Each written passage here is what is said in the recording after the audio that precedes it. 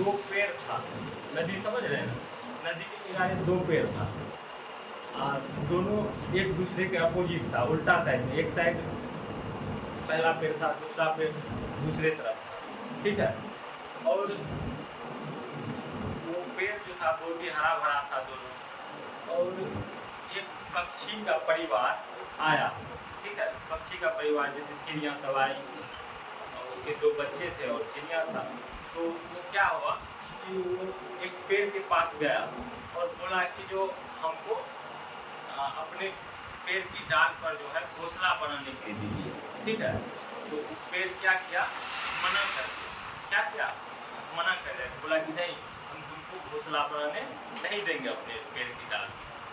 तो वो मायूस हो गया, पक्षी क्या हो गया, पक्षी का परिवार पूरा मायूस हो गया, उसका जो दोनों बच्चा था और पक्षी था, दोनों तीनों मायूस हो गया।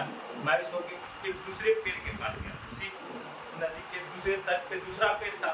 जब वहाँ गया तो उसको बोला कि आप अपने डाल पर हमको क्या बनाने दीजिए, घोंसला बनाने। बोला कि ठीक है, आप बना लीजिए। उसको बनाने के लिए दे दिया।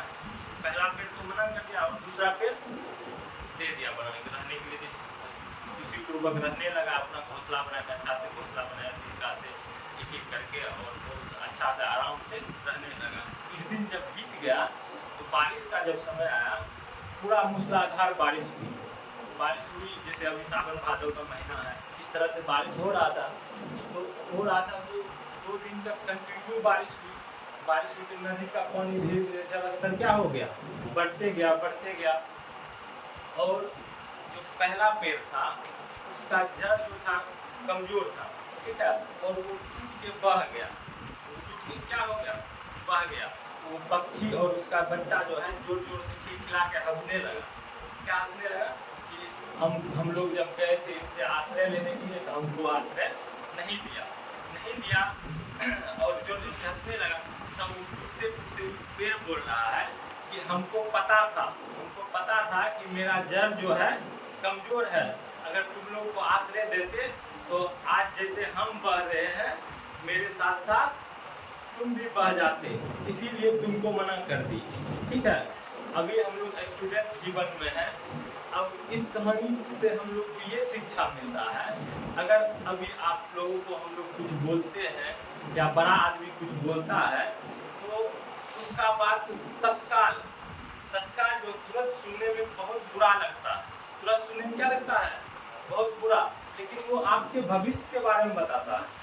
आप जब बड़े हो जाइएगा, जब पीछे की बात को सोचिएगा, समझिएगा, तब आपको समझ में आ रहा है, अरे सर जो बोल रहे थे सही बोल रहे थे, मेरे मम्मी बोल रही थी वो सही बोल रहे थे, मेरे पापा बोल रहे थे, भैया बोल रहे थे, जो भी बोल रहे थे सही बोल रहे थे, ठीक है।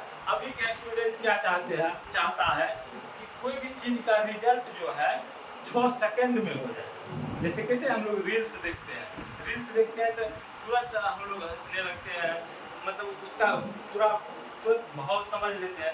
तो सब चीज़ का रिजल्ट तुरंत चाहता है। ये पढ़ाई है बाबू, पढ़ाई में जो है मतलब इसमें समय देना पड़ता है, मेहनत करना पड़ता है, बिना मेहनत का इसमें रिजल्ट नहीं दिखेगा, ठीक है। धन्यवाद।